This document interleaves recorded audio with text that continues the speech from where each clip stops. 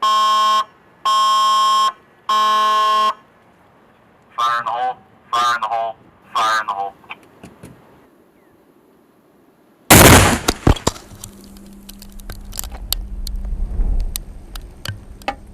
I joined the Marine Corps for, well, I'd like to say unorthodox reasons. Basically, I had a friend that told me one day when he needed a ride over to the recruiting station. I told my friend, okay, I'll give you a ride. To which he replied, you might want to just stay inside the car though, you're gonna get recruited. And I said, that's not possible. I am way too strong-willed. There's no way that's going to happen. 1 month later, I was in MEPS, and then a month after that, I was staying on the yellow footprints. When I stepped inside the office, and I was able to talk with those recruiters, I found that there was a lot of things that the Marine Corps was able to offer me.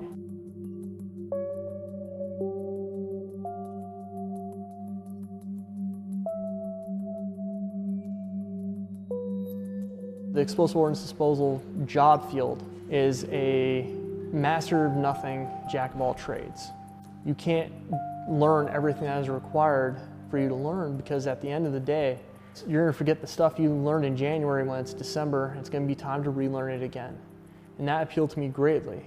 I enjoyed the challenge every day of coming to work as an EOD technician and having to figure out new problems, find new solutions to things that people haven't seen before, or deal with new situations that people haven't dealt with before. The idea that I'm going to get something new, something different, I'm always going to be learning, truly appealed to me. Explosive ordnance exploitation gives us a deeper understanding of all these ordnance items. Anybody can read the publications on many of these ordnance items that we carry in our library, but everyone within our community agrees that a deeper understanding is always gained by taking these things apart and understanding how they function, how they work, what makes them safe. Another really important part of the explosive ordnance exploitation process is being able to inert items that we see out on our ranges on a day-to-day basis. This not only gives our EOD technicians a better understanding of the inner workings of the fuses, but actually helps us to understand the components of the item. For example, we have an AT-4 projectile that was just recently inerted. This item, if you look at it like this, yes, we will not find it out on the range like this, but we will find it in pieces. And there are different pieces of this item that, when put together, actually make this projectile. Going down the item, we have our tail fin assembly, which we can find these around. And there's a hazard within this tail fin assembly, as in this tracer element. And then one final thing that we have that is actually a big thing for a lot of new explosive ordnance disposal technicians is the fusing for these items, which actually is found within our tail fin assembly.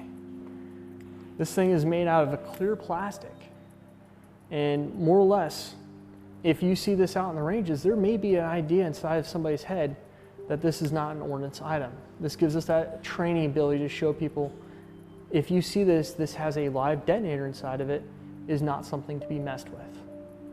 A uniting characteristic that I've noticed with a lot of EOD technicians in my time is that we are an interesting bunch because of the way that you have to think about this job. You must always be flexible in your way of thinking, but at the same time, there's always going to be an eccentricity to a lot of EOD technicians.